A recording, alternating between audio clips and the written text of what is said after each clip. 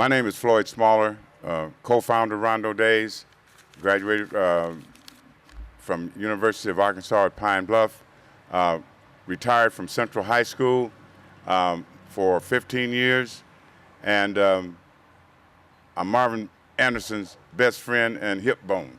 And Marvin Anderson, of course, graduated from Morehouse, the Black Harvard of Black universities, and of course, you know, he retired from the law library. He spent 22 years out there, and he was a reading instructor for little kids. He and his wife did a heck of a job on that. So now he's here sweating and trying to push this Rondo thing through. And because of his efforts, we're out here today, and he's definitely supported by the Rondo board, which I will introduce to you. Standing right there is Mr. Ron Buford, co-chairman, longtime resident of Rondo, doing a heck of a job. Right behind him, and that's not his sidekick, that's the other co-founder, Serena Butts Ward, who keeps us all on our toes. Just a great worker, a great person, a great organizer.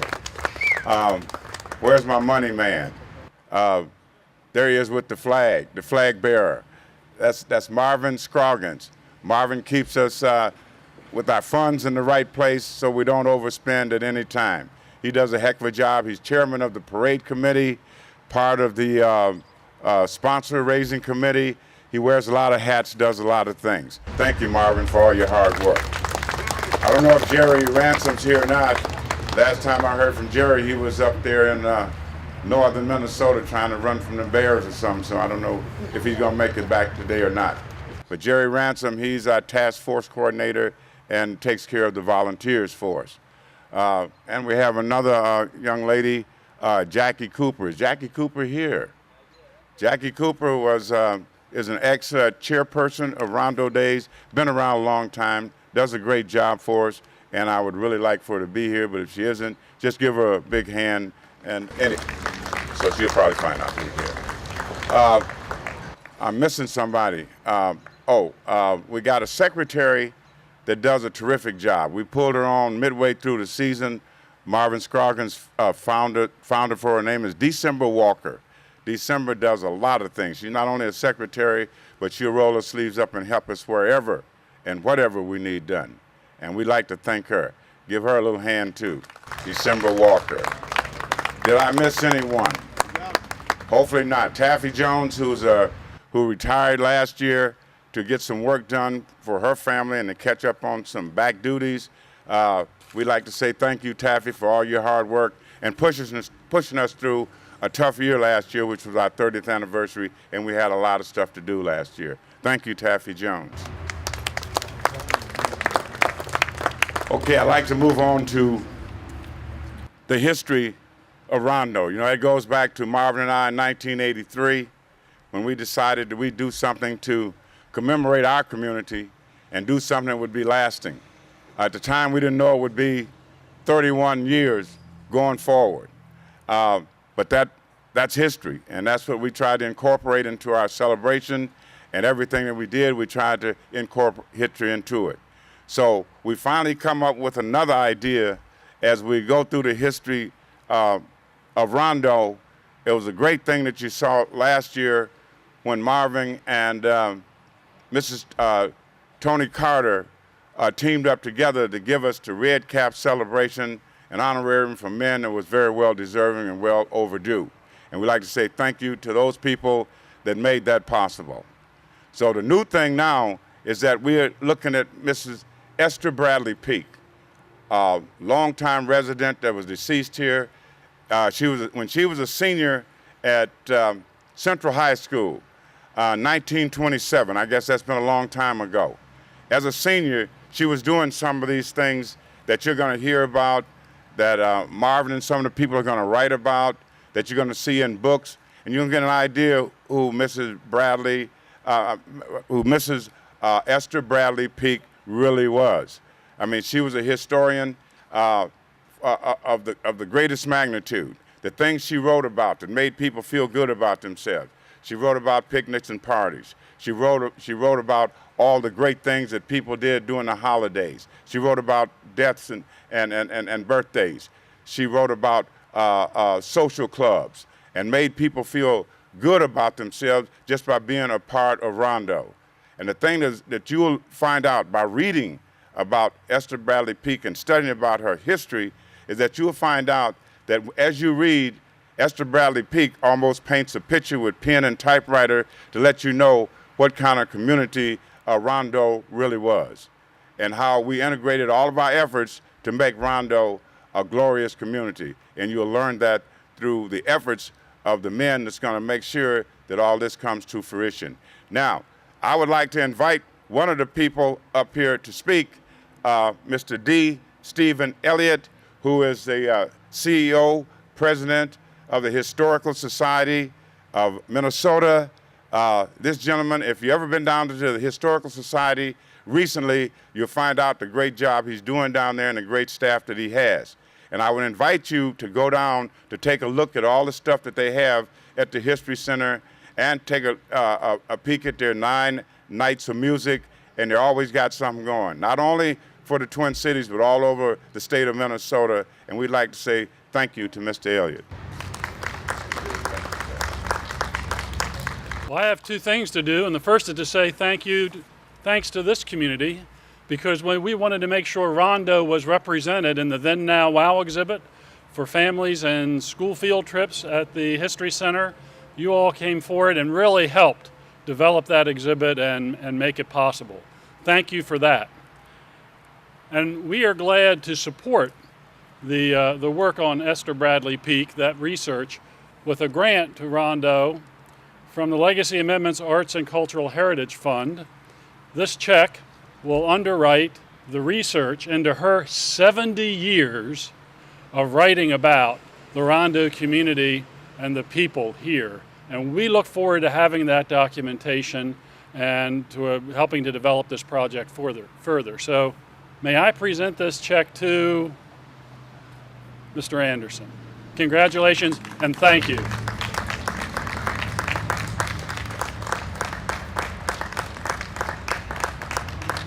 I want to thank the Minnesota, I want to echo everything that Floyd has already said, and I want to thank Stephen Elliott and the Minnesota History Center for this opportunity to continue the partnership that we started with Then Now Wow and continue it with the research on Esther Bradley Peak.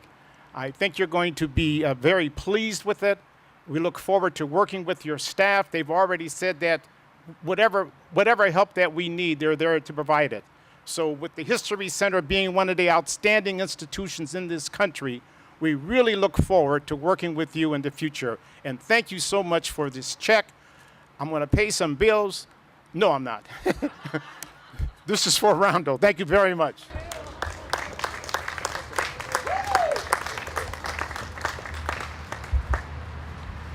Okay, I have another person to introduce you to who you all know very, very well. This is a gentleman that I greatly admire, and I think he's doing a super job of moving the city of St. Paul forward. We're starting to look like some of the other bigger cities now.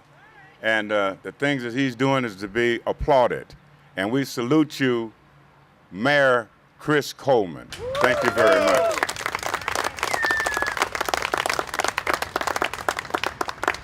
Thanks, Floyd. Thank you for your efforts and everything that you and Marvin have done and so many members of the community to keep the memory of Rondo alive.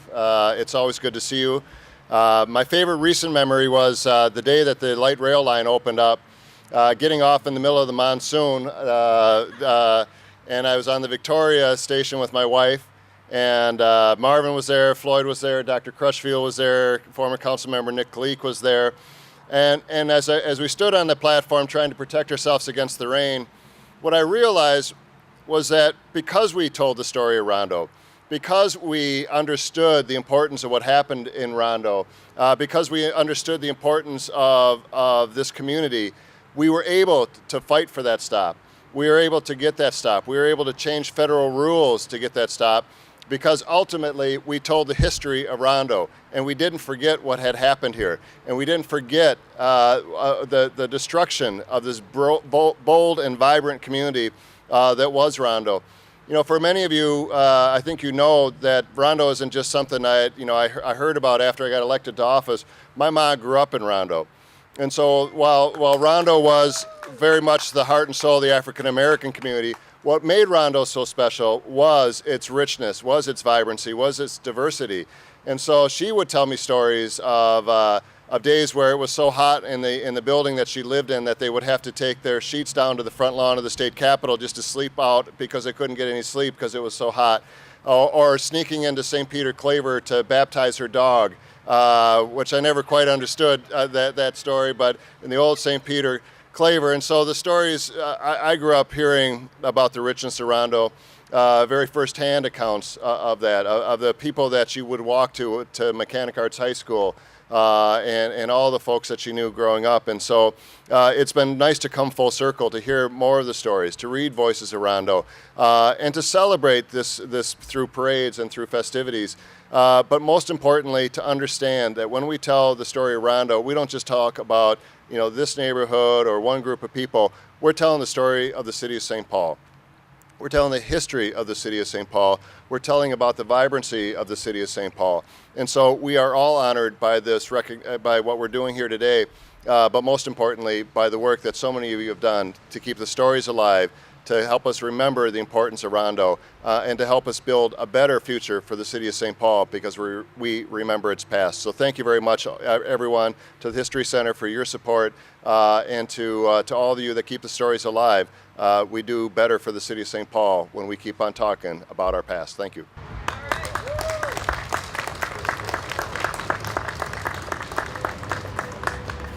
Thank you, Mayor Coleman. I'm glad you don't suffer from forgetfulness, and you will remember the Rondo community. We appreciate that more than you know. Before we go any further, I'd like to get Mr. Ron Buford, our co-chairman, up here. He's going to give you a little about the right now about Rondo. Thank you. Thank you, everyone, for coming out. This is just such a joyous day today, and I can't be more pleased, more proud that from 1983, my first day at Rondo's, I remember my Buford family, we all took picture in our 1983 Rondo Days t-shirt, and I still have that picture today. We actually live right up here on Concordia, one of the main routes for the Rondo Days parade. And my brother actually still owns the house, so it's still in the Rondo community, still in the family. So I am certainly proud to be a part of this 31 years later, and being involved with Rondo, which has certainly provided such a great history and tradition of the Rondo community. So now that we have gotten past our 30-year anniversary last year, which was a huge success, we're on to our 31st year anniversary of the Rondo Day celebration. So can we just give us a round of applause for 31 years of celebrating Rondo Days? We will start out Tuesday at the Minnesota History Center with the Rondo Jazz Quartet. That starts at 6:30, and that's right down there at the Minnesota History Center at 345 West Kellogg. Then Thursday, we have our senior dinner at Mount Olivet Baptist Church, which starts at 6 p.m. And then Friday, we begin our day off with the Frank Adams 5K Walk and Run. And for those of you that may or may not be familiar with Frank Adams, he was a proud board member at one point for Rondo Avenue Incorporated that just passed away with leukemia last year. So hearts and prayers go out to his family, and we felt compelled to name the 5K Walk and Run after Frank Adams in his honor.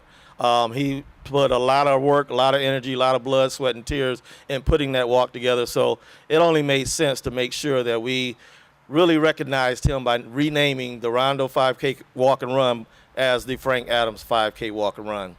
Following that 5K Walk and Run, we have the Rondo Days Parade, which starts at 10 a.m., and that leads right up to our festival, which begins at 11 a.m. up at 560 Concordia Avenue, which is the Rondo Education Center.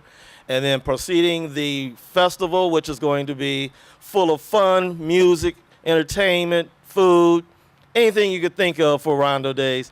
It's all going to be up right up the street up here at 560 Concordia Avenue. And then proceeding that, we're going to have our first last battle dance team competition preceding the Rondo Days Festival up at the Gangelhoff Center on Concordia University. So for more information, make sure you visit Rondo Avenue Inc. Inc.org. That's Rondo Avenue Inc. Avenue spelled out .org. We do have some flyers over here with the schedules.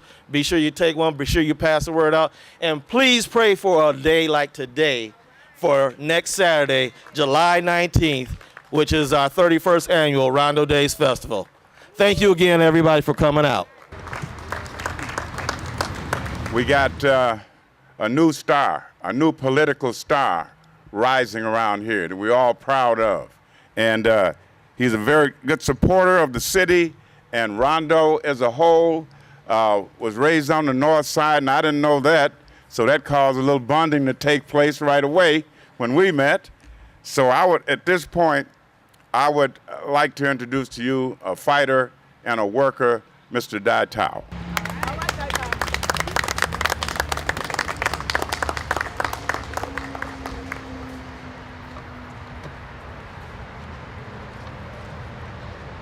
I'm glad that we got the right podium today. Fits me well. Thank you, Floyd, for your generous introduction, and thank you to Mayor Coleman. Your presence and partnership means so much to the people of Ward 1. Thank you to Commissioner Carter, all the partners and city staff who made this initiative possible. I also want to thank Marvin Anderson and all our honorable African-American leaders and community members for allowing me to serve you on the city council. It's been a privilege. It is also an honor and of good fortune that I'm able to be in the presence of so many great leaders from the days of Rondo to now.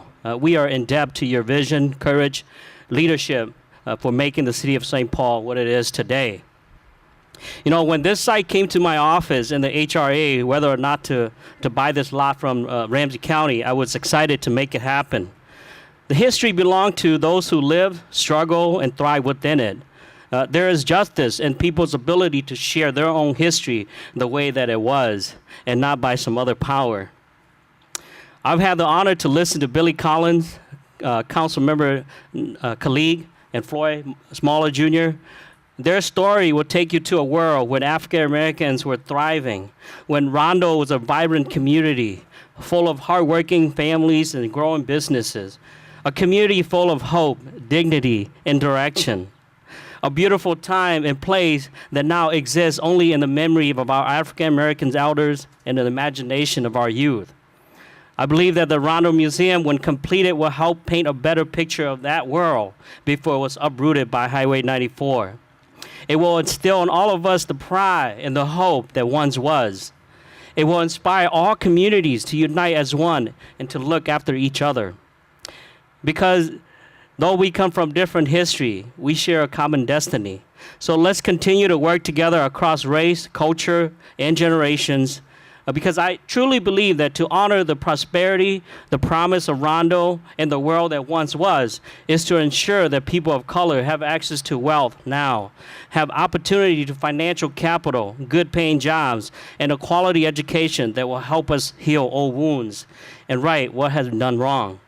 My friends, today we celebrate, today we move a hurdle, today we move closer toward restoring the dignity of Rondo. Thank you. Now I'd like to hand over the D to Floyd and Marvin.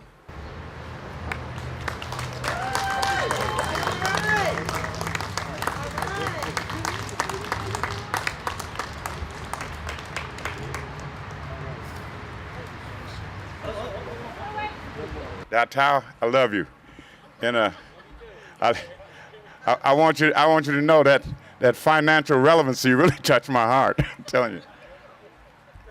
At this point, I would like to introduce a person who you all know, and it's probably no secret about the next two people I'm going to introduce, but I'll start with this person first.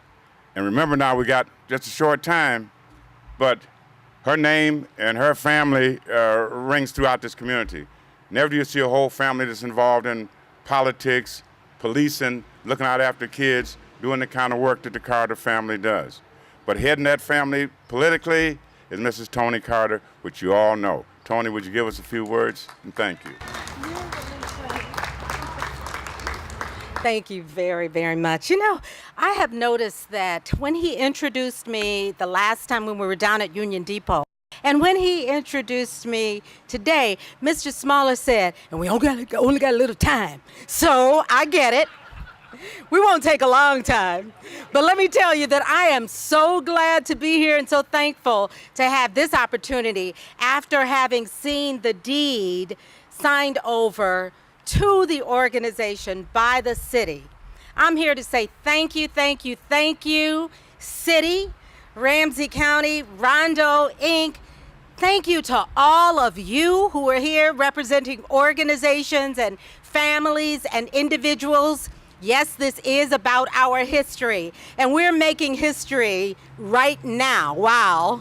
But this is also about our future. This is only the beginning. And maybe I can't even say that because it's a beginning in context. It's a new beginning for this space, but not only for this corner, it's a new beginning for our community. This work is linked to the work that is happening all over in our large and our small environment. Thank you, Mayor, for your focus on not needing to bring all the new people here who will come and who will be welcomed and who will be celebrated together with us, but for really focusing on making the best happen for the people who we are.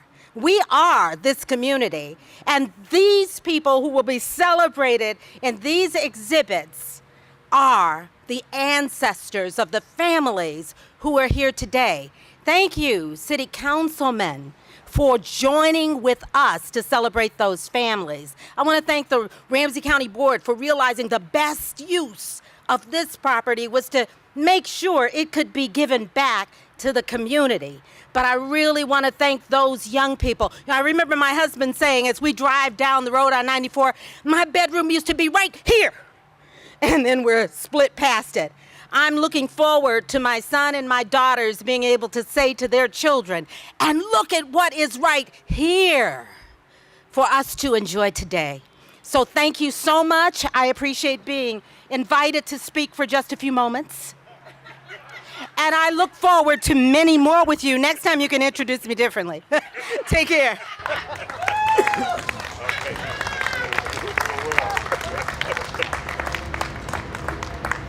Yeah, I love her. Listen, she know why I say that to her. She has so much to say, but she says it so well. And the Carter family has been a blessing to this community. Thank you, Mrs. Carter, very much for your fine words of wisdom. Now, this next person that I want to introduce, and I want you to know that we're working on a short stick here, and we got to take a picture, a group picture after this is over. But it gives me a great deal of pleasure of introducing this young man. He had nerve to call me young last Saturday, but I'm gonna return that favor. I want to look as young as you, buddy, because I got about 10 years on him. Here's what this young man has done over the years. He's been an entrepreneur, he's been a politician, he's been a president of the NAACP. He's been so many things and he wears so many hats. I told him I like that straw hat he's got on today. But boy, he's wore a lot of hats that I like, and he's gave them all a sense of pride. And it gives me pride to introduce him. His story goes back a long way. He can tell you a lot of stories about his grandfather, about his family. Nick Khalik Davis has been here a long time, working for this community, doing the positive things that this community needs. Retired from the city council. We all missed him for the short time he was in there, but he did a great deal of things while he was there. Used to be a board member for Rondo. Mr. Nick Khalik Davis was the guy that pushed through to have those names of Marvin Anderson on Rondo and Floyd Smaller on St. Anthony, and we can never thank you enough. Maybe we can put your name on one day, because you definitely deserve it. Mr. Nick Khalik Davis, ladies and gentlemen. Nick, give us a few words, partner.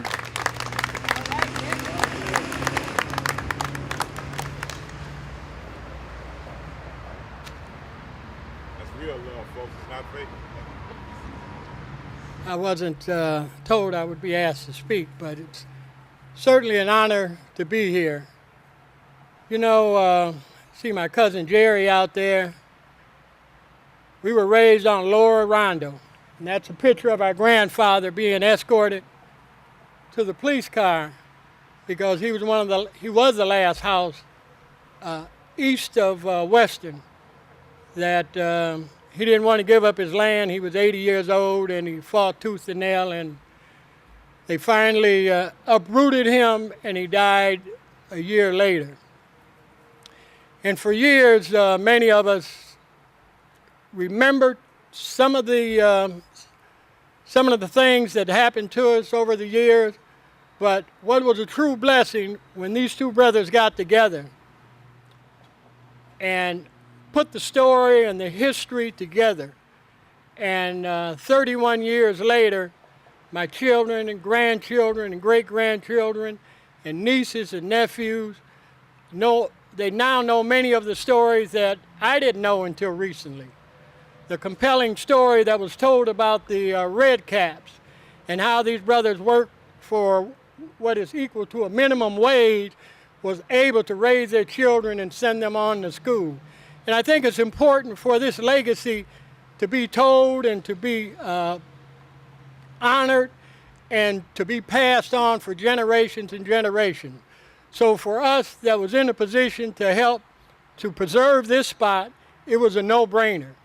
And with the help of and the support of the mayor, the city council, our new city council person, Dital, the county commissioner, we was able to do a lot of things in a short period of time.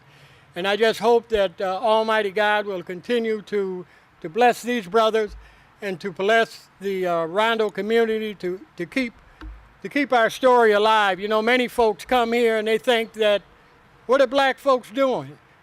We don't have anything. They talk about all the other ethnic groups. Well, we had something here, and we had something that was equal to anything anyone else had. And it was not through our own action, but it was through government action that our economic, social, and political engine was destroyed.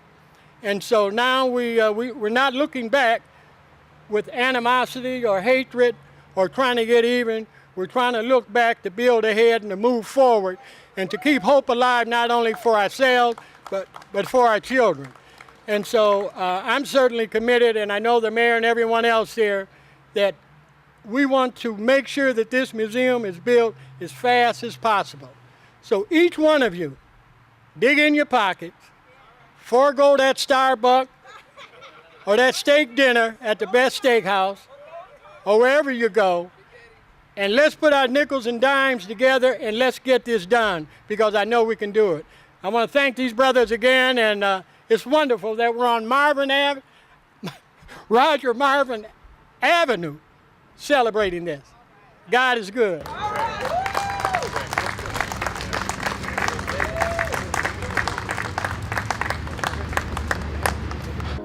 Ladies and gentlemen, before you go, we got Esther Peake's granddaughter here, who's one of my ex-students from Central High School and stuff like that. I'm just honored that you guys that the Rondo community is taking up this effort to recognize my grandmother. She was my grandmother, but she was so much more to the community, and she was so proud of her people, of her community, of her family. So I just thank you all for taking up this cause. Thanks.